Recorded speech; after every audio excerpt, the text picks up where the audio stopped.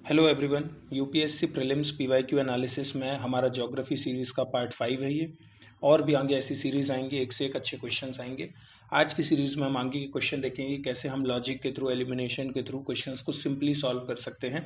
इसी सीरीज़ में आज का हमारा क्वेश्चन है पहला, which one of the following statement about the coast of India is are correct. देखिए, इस क्वेश्चन में सबसे पहले जाकर हमें क्या करना है, थर्ड स्टेटमेंट पढ़ना है। पहले तो आप चाहो तो पॉज करके वीडियो को खुद से लगाने की कोशिश करो, कैसे लॉजिक लगाओगे।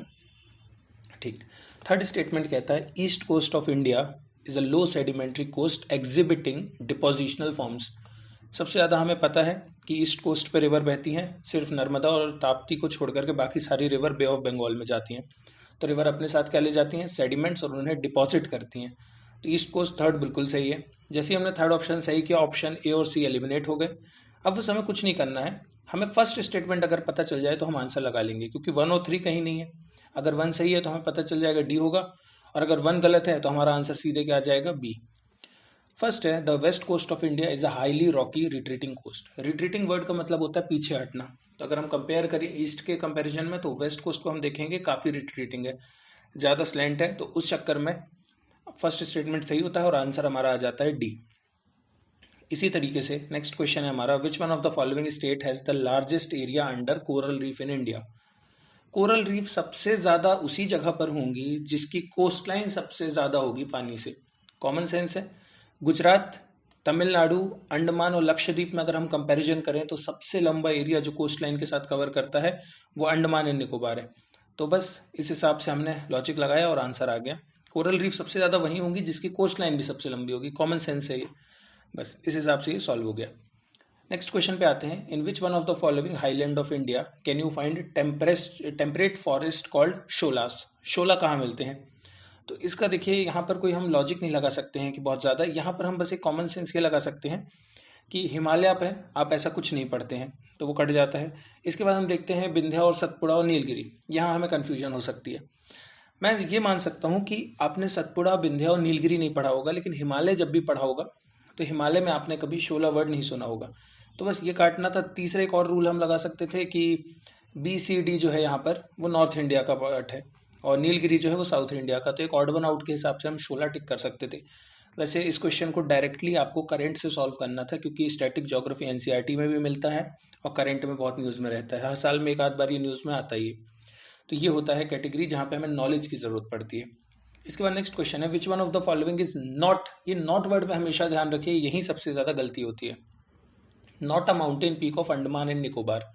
बस नामों को ध्यान से पढ़ो, saddle, mount Thuillier, Lhotse peak and mount Diavolo.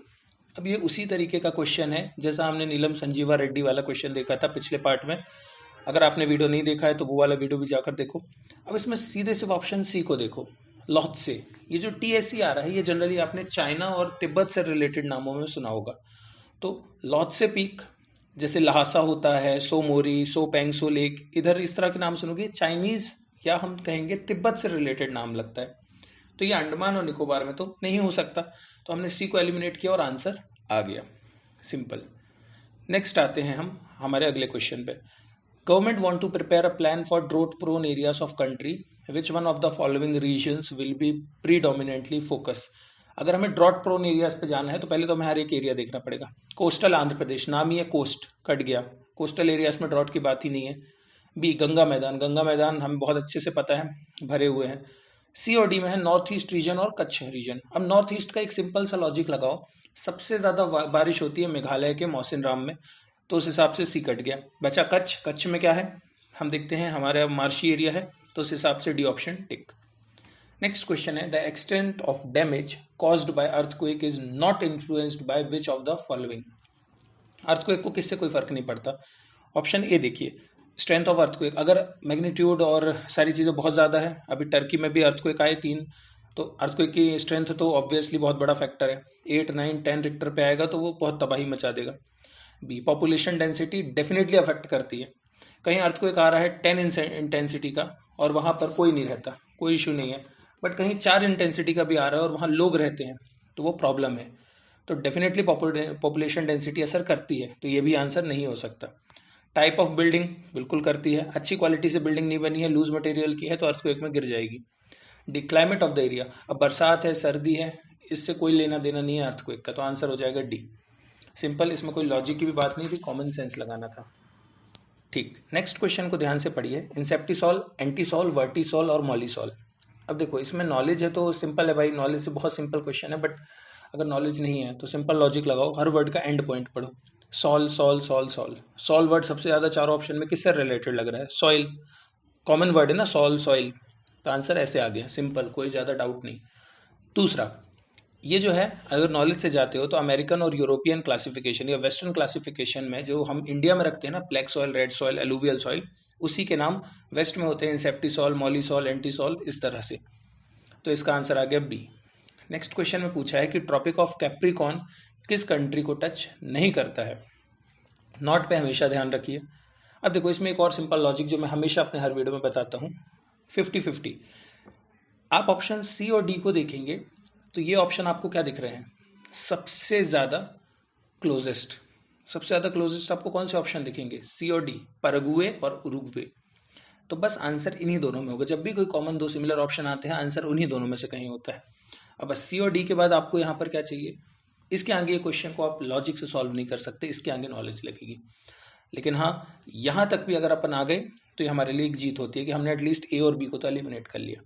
अब यहाँ पर अगर एक और लॉजिक लगाना चाहो तो ये लगा सकते हो। चिली तो सबको पता है, बिल्कुल साइड में है, काफ़ी लंबी स्ट्रिप की तरह है कंट्री, तो होगा B. Brazil is a big land mass, तो क्या चांसेस हैं हाई कि टच करता होगा? इस तरह से भी जा सकते हो। एट द एंड आपको सी और डी में एक ऑप्शन चूज करना होगा, इसका वैसे रियल आंसर उरुग्वे है।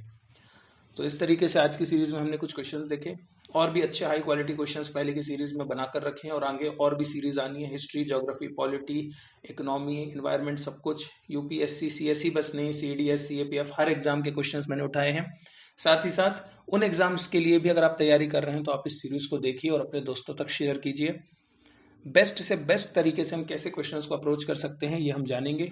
मेरे खुद के एग्जाम एक्सपीरियंस के अकॉर्डिंग मैंने जो चीज़ें निकाली हैं, सीखी हैं, उसके लिए ये वीडियो सीरीज़ है। तो आई होप आपको ये वीडियो पसंद आएगा। पसंद आए तो लाइक करो, शेयर करो, कमेंट करो और सब्सक्राइब करो चैनल को। आज के लिए इतना ही। जय हिंद, जय भारत।